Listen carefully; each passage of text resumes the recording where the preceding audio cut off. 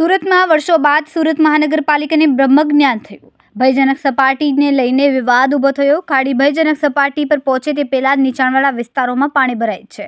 હવે ફરીથી ખાડીની માપણી કરવામાં આવશે.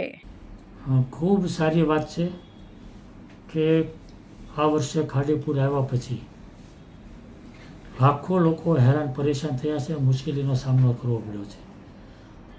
લોકોને આર્થિક રીતે ખૂબ મોટું નુકસાન થયું છે અને પૂરને ધ્યાનમાં રાખીને મુખ્યમંત્રી પણ અહીંયા આવ્યા ત્યારે એમની સાથે પણ ચર્ચાઓ થઈ.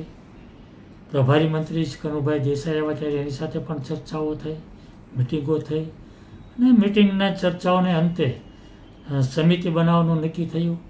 અને સમિતિ જે બની છે એ આ વર્ષે સમિતિએ ડ્રોન દ્વારા સર્વે કરવામાં આવ્યું છે. સર્વે કર્યા પછી એના સૂચનો થયા છે કે શું કરવાથી ખાડી બ્રિજ પૂર હલ થાય.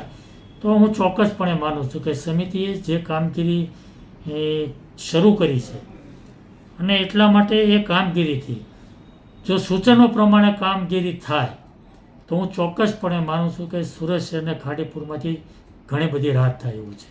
સર, અત્યારે જે રીતે વાત કરવામાં આવી છે ચીકુવાડીથી ખાડી ફ્લડ ગેટ મૂકવાની, તો એને લઈને શું કહેશો? ના, એ બિલકુલ ખોટી વાત છે. ત્યાં જે કંઈ વરસાદનું પાણી ખાડીમાં આવે છે ત્યાં ફ્લડ ગેટ છે હવે ખોલી નાખવામાં આવે છે અને ત્યાં પાણી પણ જાય છે. એ કોઈ એનો ઉકેલ નથી. એક જગ્યાએ ડાયવર્ટ કરીએ ખાડી તો એનો ઉકેલ આવી જાય એવું નથી. એટલા માટે હું ચોક્કસપણે માનું છું કે એનું વ્યવસ્થિત પ્લાનિંગ થાય કે આ પાણીનો કઈ જગ્યાએ આપણે સમાવેશ કરી શકીએ અથવા તો ક્યાંથી એને ડાયવર્ટ કરી શકીએ, એનું ચોક્કસ તારણ ઉપર આવીએ તો જ આ પ્રશ્ન હલ થાય એવું છે. સર, આ ફ્લડ ગેટ ક્યારથી છે અને પાણી જાય છે? તો પાણી તો જાય છે વર્ષોથી.